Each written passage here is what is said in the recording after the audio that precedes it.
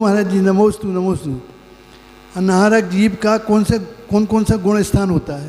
का अनाहरक जीव का कौन कौन सा गुण स्थान होता है? अनाहरक जीव का कौन कौन सा गुण स्थान होता है? हमने पहले भी कहा ऐसे प्रश्न करो सभी को समझ में आए। सिद्धांतिक प्रश्न पूछते हैं, फिर भी आपने पूछ लिया।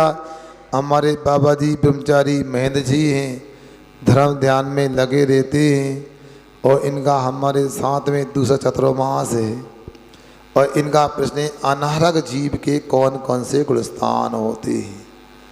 अनाहरक का अर्थ समझने पहले जिसके माध्यम से शरीर आदि का निर्माण होता है, ऐसे पुद्गल वर्णाओं का पुद्गल परमाणुओं का आने का नाम आहार होता है। रोटी खाने वाला आहार नहीं, या आहार वर्णाओं से यह समझना चाहिए। और जब आहारक वर्णा नहीं आती उस समय वह अनाहरक जीव कहा जाता है। पहला गुणस्थान होता है, चौथा गुणस्थान भी होता है, छठवां गुणस्थान भी होता है और 13वां गुणस्थान भी होता है। और कोई विशेष होगा तो आपको बाद में बताएंगे। भगवानों का चालीसा हम पढ़ते हैं तो चालीसा क्यों लिखा जाता है? देखो विकासी ऐसा है, जहाँ 8 छंद होते हैं उसे अष्टक कहते हैं, 5 छंद होते पंचक कहते हैं। उसी प्रकार से 40 छंद के माध्यम से कोई काव्य लिखा जाता है उसे चालीसा कहते हैं। पारसनाथ चालीसा, हनुमान चालीसा, चंद्रपुर चालीसा, विद्यासागर चालीसा। ये कवियों को अपने अनुसार कुछ ना कुछ नाम देना होता है। 25 भी होती है, ऐसा जानना चाहिए। आप लोग भी प्रश्न कर सकते हैं, ये भैया पहली बार आए, ये भी पूछ सकते हैं, कुछ अपनी जिज्ञासा हो तो। बहुत अच्छी भावना है। आप लोग तो दूर रहते हो, हमारे निकट में तो भैया ही रहते हैं, बताओ पड़ोस में। महाराज जी हम भक्तांबर का पाठ करते हैं, जैसे सामूहिक, उसमें 2 लाइन अपन पढ़ते हैं और 2 लाइन दूसरे लोग पढ़ते हैं, तो भक्तांबर पाठ अपना पूरा माना जाएगा या नहीं? बहुत अच्छा प्रश्न किया आपने। तो देखो ऐसा है, ये तो थोड़ा सा सामूहिक पाठ में रोचकता आ जाए और सब लोगों का मन लगा रहे, इसलिए 2 पंक्तियाँ आप पढ़ें, 2 पंक्तियाँ दूसरे पढ़ें, तो सब लोगों को लगता है हमारा भी कहीं योगदान है और हमको भी तवज्जो मिल रही है, तो उनकी रुचि उत्साह बढ़ जाता है। किंतु हम आपसे कहना चाहते हैं, सामने वाले 2 पंक्तियाँ आधा छंद जोर से पढ़ते तो आप भी धीरे से पढ़ लिया करो, अथवा सुनते हैं तो सुनने से भी पाठ की पूर्ति होती है। ऐसी कोई बात नहीं, अधूरा नहीं माना जाएगा।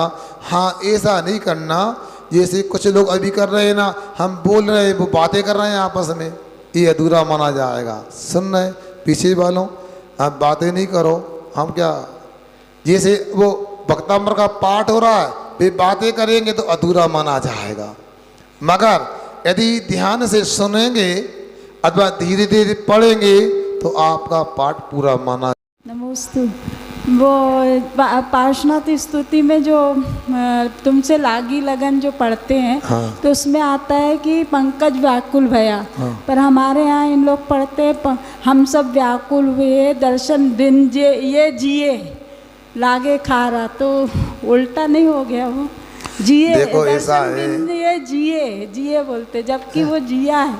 दर्शन बिन ये जिया, वो जिए बोलते हैं। कुछ लोग क्या करते हैं, अपनी बुद्धि लगा लेते हैं। मूलतः पंकज व्याकुल भया स्तुति में यदि ये तो पंकज कवि का संभवतः नाम है और वो कवि अपने लिए संबोधन करता है कि आपके बिना मैं व्याकुल भया। जिया का मतलब आत्मा भी होती है, स्वयं को संबोधन करते हैं। आपने जिये बना दिया। मेरा तो सोचना यह है, जो पाठ है उसी के अनुसार पढ़ें तो अच्छा होगा। फिर भी पढ़ने वालों की भावना का सम्मान करते हैं। उनको लगता है कि पंकज व्याकुल नहीं होता, हम व्याकुल हुए इसलिए हम अपने आप। नमस्ते महाराज जी, इच्छा में महाराज जी। महाराज जी अपन व्रत लेते हैं तो उसमें जैसे 10 लक्षण व्रत चल रहे हैं और अपन ने 10 लाक्षण व्रत की पूजा कर ली और जो व्रत लिया उसकी भी पूजा कर ली, तो वो मान्य होगा कि नहीं? मतलब वो, हाँ, एक साथ 2 व्रत ले लिए, इसलिए आपसे कहना चाहते हैं एक एक काम किया करो, एक साधे सब सदे, सब साधे सब जहाँ है। फिर भी कभी कभी ऐसा हो जाता है, कोई तिथियों को लेकर व्रत होते हैं और ब्रह्मोकाल मंत्र के व्रत करते हैं, वो अष्टमी सप्तमी भी होती हैं, चतुर्दशी होती है, नवमी होती है, तो उस समय 10 लक्षण पर्व आ गए। तो आपका भाव ऐसा नहीं होना चाहिए कि दोनों गिनती हो जाए। शेषता में आ गया तो निषेध नहीं कर रहा है उसका, हाँ ये समझ में आ गया ना, मगर ऐसा नहीं। इसलिए एक व्रत को अच्छे से पालन करो, फिर दूसरा करो।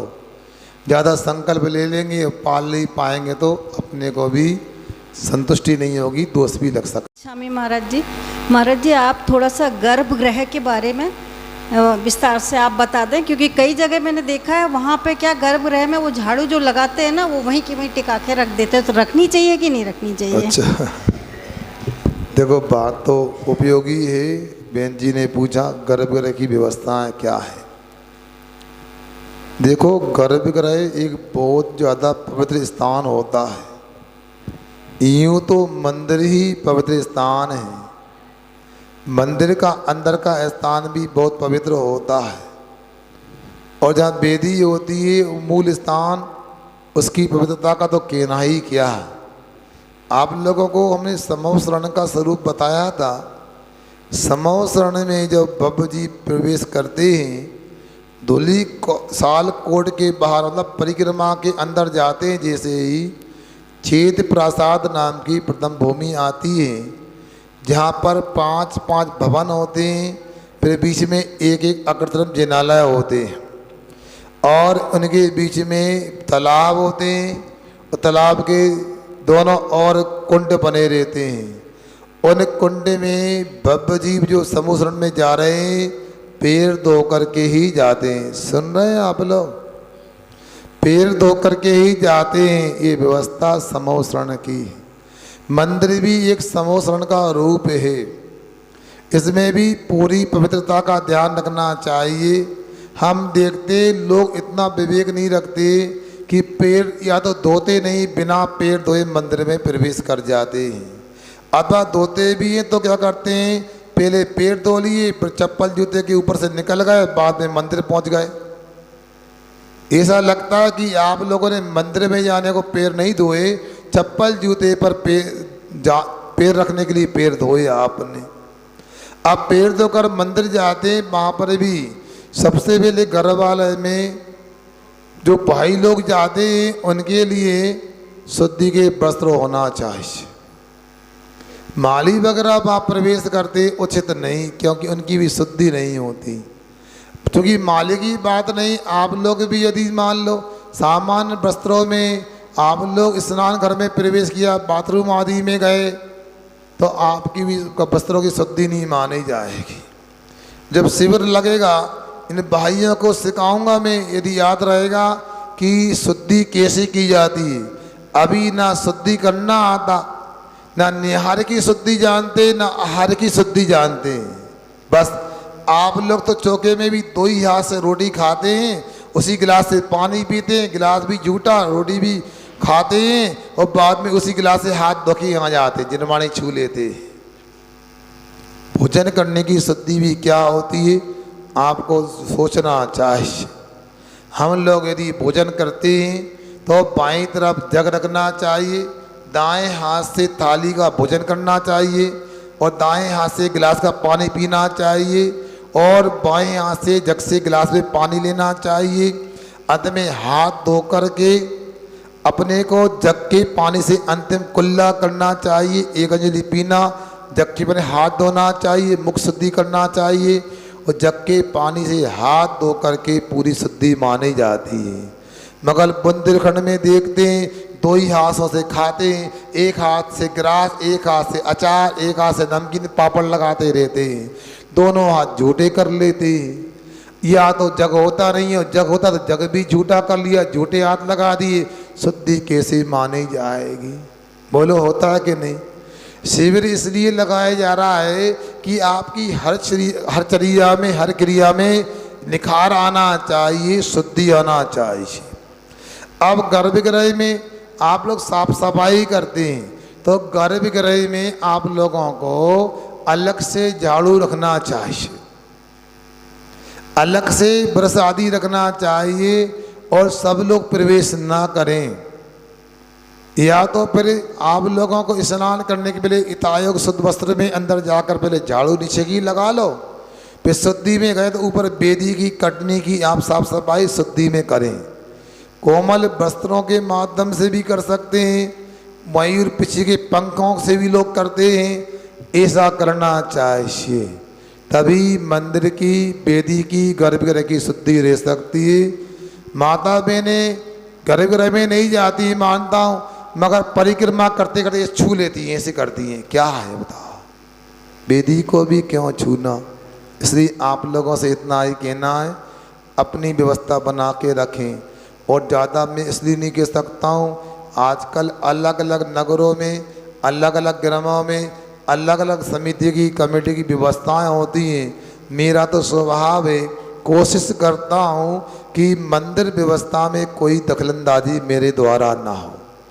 उस समाज को भी ये करना चाहिए, हर बात में टोका टाकी दूसरों को ना करें, पूजन करने वालों को, दर्शन करने वालों को टोका टाकी ना करें, मगर जो जिम्मेदार व्यक्ति है वो सूचना लगा दें और बता दें। अथवा कोई महाराज जी आरिका आदि आते हैं, उनके माध्यम से समाधान करा करके समाज में सामंजस्य का वातावरण बनाना चाहिए। मुझे तो बहुत डर लगता है, आप लोगों की तरह निर्भीक नहीं हूँ। मुझे तो लगता है एक व्यक्ति भी मंदिर आ रहा है, उसे मेरी तरफ से कोई ऐसी बाधा उत्पन्न ना हो जाए कि कल से मंदिर आना बंद कर दे। जो आए भक्त भगवान के मंदिर में आए, मैं तो कहता हूँ जब तक वो भगवान न बने, भगवान का भक्त बन के रह जाए। महाराज जी, एक नियम टूटने में कितना पाप लगता है। जैसे आपने बोला रात्रि भोजन का त्याग करना है, तो आपने बताया था कि आंटी बांध लिए, हमने तो ऐसा नियम अपने मन से ले लिया था और उसको तोड़ लिया मन से अपना कि हम 1 साल करेंगे या 2 दिन का करेंगे, तो उसमें उन लोगों को कितना पाप लगेगा। देखो बहन जी, इतना कह सकता हूँ, शास्त्रों में कोई डिग्री तो नहीं बताई इतने डिग्री पाप लगेगा, इतना % लगेगा, मगर इतना कहूँगा एक छोटा सा नियम भी ले लेते हैं, उसके माध्यम से भगवान बन जाते हैं। जहाँ तक मुझे याद है, आचार्य रविशरण महाराज ने राम भगवान का चरित्र लिखा है, पुराण लिखा है, उसको पद्म पुराण नाम दिया, क्योंकि राम का एक नाम पद्म भी है।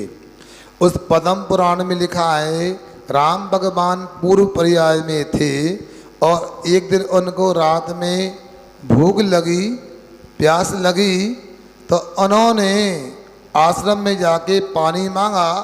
तो साधु संतों ने कहा, देखो आप तो बहुत निकट भव्य हो, आप तो भगवान बनने की पंक्ति में हो, आपको ऐसा रात में भोजन करने का भाव नहीं करना चाहिए। तो उन्होंने जीवन पर्यंत के लिए अन्न जल का त्याग कर दिया और उसके माध्यम से ऐसा पुण्य कर्म का संग्रह हुआ, ऐसा पुण्य का संचय हुआ कि लोग दुनिया में अनेक भगवान हैं, अनंतानंत भगवान हैं, किसी को जाने नहीं जाने नहीं पहचाने, मगर राम भगवान को दुनिया जानती है। अब छोटा सा नियम लेके भगवान राम बन सकते हैं, तो याद रखो जितनी तीव्र गति से क्रिया होती है तो उतनी ही गति प्रतिक्रिया होती है। यदि एक छोटे से नियम पालन करके राम भगवान बन सकते हैं, तो नियम को तोड़कर रावण भी बन सकते हैं। इसलिए कभी भी नियम को छोटा मत समझो, पूरी निष्ठा के साथ पालन करो, मन की साधना के साथ नियम लो और निष्ठा से पालन करो। एक छोटे सी नियम लेने से भी भगवान बन सकते हैं, भगवान बनने की भूमिका बन सकती है। इसलिए नियम को कभी छोटा नहीं मानना चाहिए। फिर भी कर्म के उदय में या अज्ञानता में कसाय से नियम टूट गया, तो अपने लिए जिनसे नियम लिया था उनके चरणों में जा कर के निंदा कर रहा करो, आलोचना करो और प्रायश्चित लेकर के नियम को पूर्ववत पालन करो। ऐसी कोई बात नहीं, नियम वैसे नहीं तोड़ना चाहिए और टूट जाए तो उसका प्रायश्चित ले लेना चाहिए, क्योंकि गाड़ी है रास्ते में चलती है तो अब टूट फूट हो जाए, पंचर हो जाए, नट बोल्ट निकल जाए तो गाड़ी को फेंक देते हैं गड्ढे में, उधर ही क्या करते हैं रिपेयरिंग कराते हैं, डेंटिंग पेंटिंग आदि कराते हैं। उसी प्रकार कोई नियम टूट जाए, गुरु के पास ले जाकर गुरु रूपी वर्कशॉप में कार्यशाला में ले जा करके उसकी डेंटिंग पेंटिंग कराओ और अपनी मोक्ष मार्ग की गाड़ी को आगे बढ़ाओ, जरूर मोक्ष मिलेगा। अहिंसा परमो धर्म की जय। जिनवाणी के